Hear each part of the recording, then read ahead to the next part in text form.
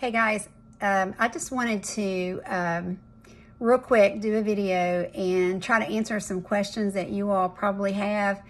I've given away 4 starters in the last couple of days, and there's like a gazillion videos and blogs about making sourdough bread, but it seems like everybody kind of has the same questions when they get started, and everyone's kind of overwhelmed by all the information out there. So I just want to kind of explain like a starter and a discard, because that's something that everybody talks about. So let me turn the camera around. So these 2 jars are my starter jars, and you can see where I've fed the starter and it's like risen up and then it's fallen back down. And because I've fed these and they're active, this is what I pull from to make my bread. And when you feed your starter, you're going to take out a certain amount. There's different methods and measurements, but you're going to take out from this jar what you're going to feed and use in your bread. And what's left over from this jar, you'll put in a jar that you'll call your discard jar, and it's starter that is not fed. And there's a lot of recipes online for using discard for waffles, pancakes, muffins, focaccia bread, just all kinds of things. But a starter has been fed, it's active, and the discard has not been fed. And if I wanted to, I could take some out of this jar and I could feed it, and it could become a starter. So just because it's in a separate jar doesn't mean it's like dead or anything. It just hasn't recently been fed and it's not as active. It's not going to be like super active to make bread rise. And these are pretty normal starters. They've got some bubbles in them. It is really hard to kill a starter. You could leave it for several weeks and not feed it and it'll be fine. It will get a grayish colored liquid on top of it, and people call that hooch, and it just means that the starter is hungry and it needs to be fed. And you would stir it up and mix the water back in it. You don't want to pour it off, and feed it, maybe feed it a couple of times, and it would be good to go. So when you feed your bread, or your starter, what you're going to notice, and you'll leave it out on the counter. So you'll feed it in the evening and leave it out all night, or feed it in the morning and leave it out all day, and that starter is going to bubble up and rise up, and then it will begin to fall down. I usually feed mine at night, and then the next morning I get out the amount that the bread recipe calls for. Some people say you want to catch it like when it's like at its peak. I don't really worry about that. I know I've fed it and it's going to be okay, so I just feed it at night and get it out in the morning when I'm going to make bread. I'm hoping you can see that the discard isn't it's not as bubbly, and also I'm hoping you can see that there's a little bit of water separating on top of that. And there's nothing wrong with it. It just means that it's hungry. So I would just stir that up when I wanted to use it, and if I needed a starter, I would just stir it up and pull some out and feed it, and that could become a starter. This is just hasn't been fed. It's just left over.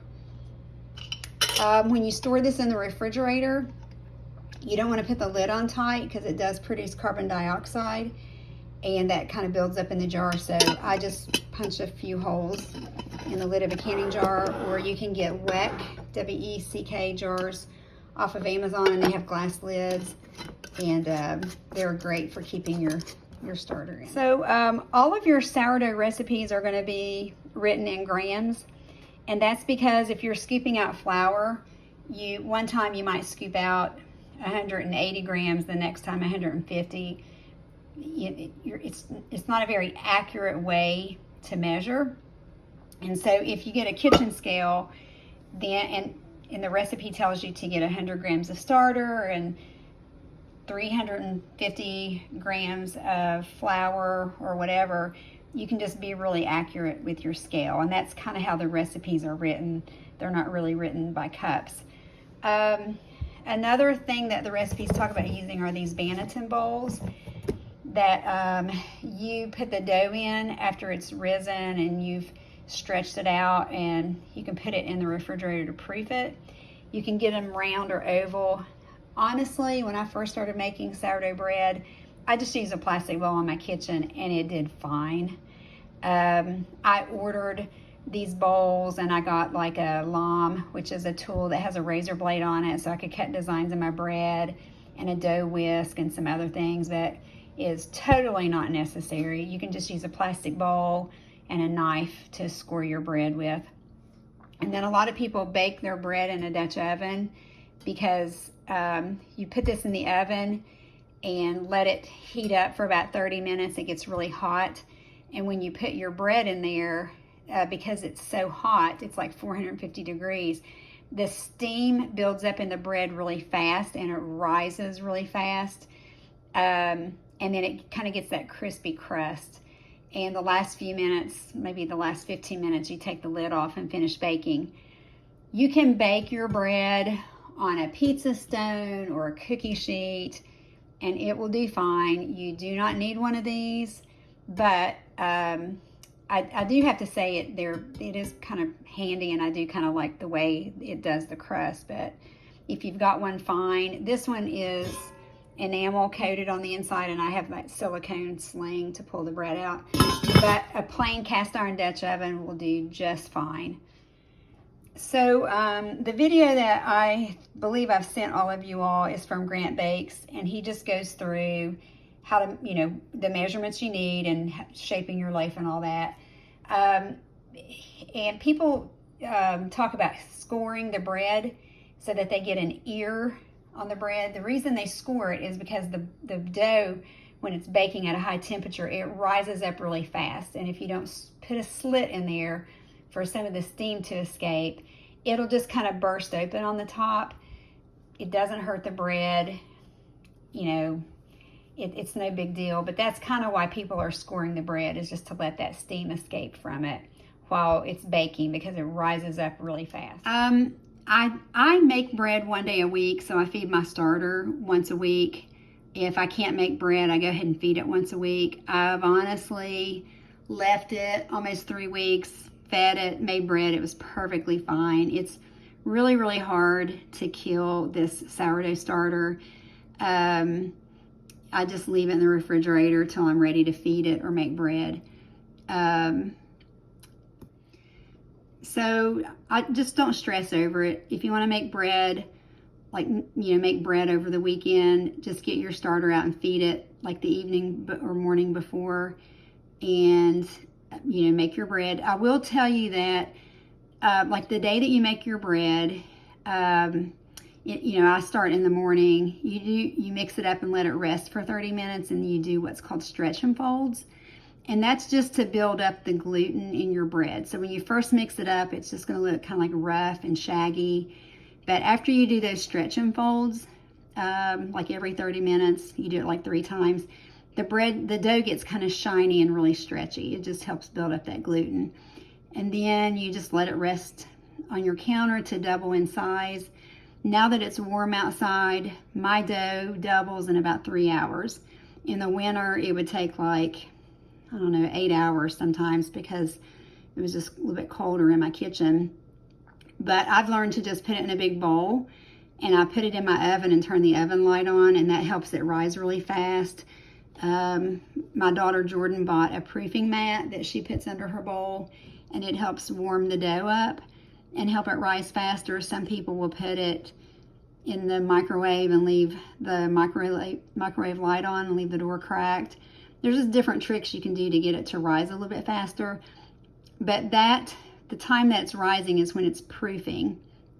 And you don't want it to overproof, because then the dough gets really soft and airy and it just won't hold its shape when it comes time to shape it and put it in this bowl. So after it's proofed and it's risen, you're going to kind of smooth it out and make a round ball and put it in here. Or they make these that are oval shaped, and you can make like an oval shaped loaf and put it in your basket.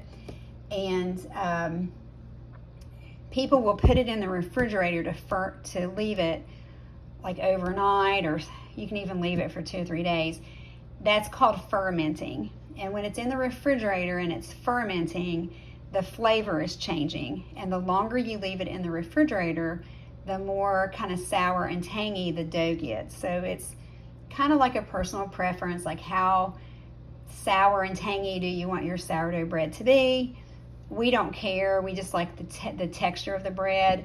So I'll like put it in there overnight and bake it the next morning. Honestly, the other day, I think I just put it in the refrigerator like 6 or 8 hours and it was fine. You know, so anywhere from like a few hours to 2 or 3 days is fine. I think people just get really stressed out about making the bread and messing around with the dough. And it's just one of those things, like after you make the bread a couple of times, you'll get a feel for how the dough changes in texture. And you'll get a feel for how long it's going to take the dough to double in size in your house. And to kind of check and see if it's proofed, if you poke the dough with your finger and it's proofed and doubled in size, it'll leave an indentation in the dough. So that's kind of like just a quick little test you can do. I'm going to send each of you a video from Grant Bakes. And it's a video on how to measure out and make your sourdough bread. And his videos are just straightforward. They're easy to follow. I use his recipe and his method for baking, and I've had like 100% success with it. There's all kinds of recipes out there, and they work because people are using them. You just have to follow the directions about feeding them, because there are different ratios or different ways to feed your starter. So some people do a 1:1:1 ratio. That means you're using equal parts starter, flour, and water when you feed your starter. So it might be 100 grams of starter, 100 grams of flour, and 100 grams of water.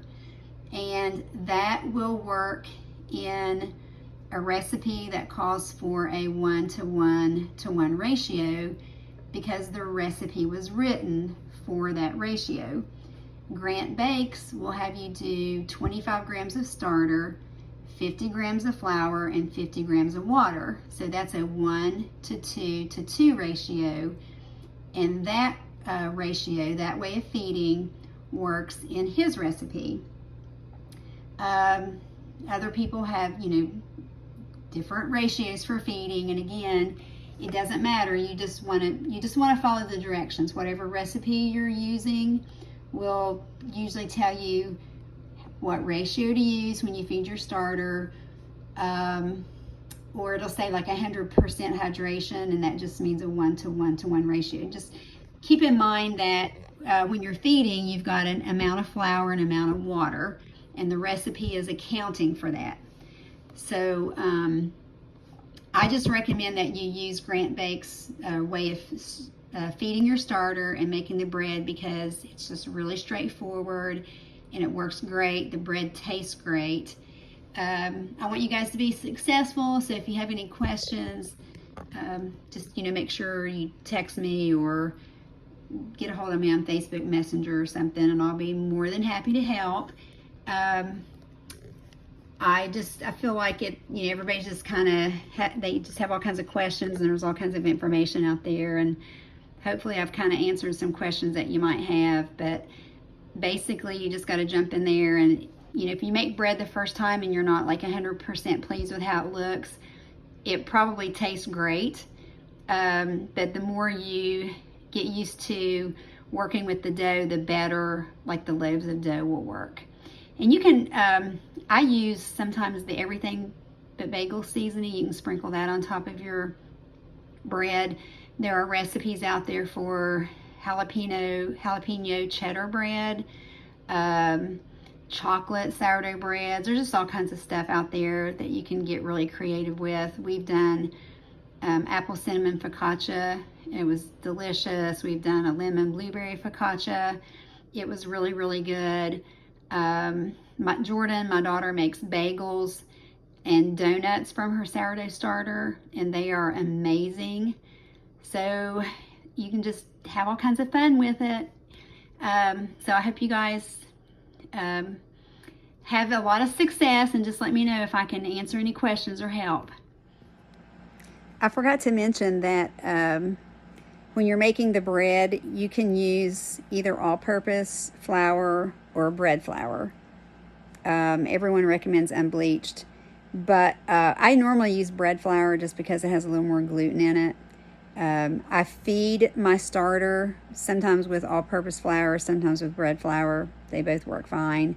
Some people will feed their starter wheat flour or rye flour to kind of kickstart it if they feel like it's not as active as it was before.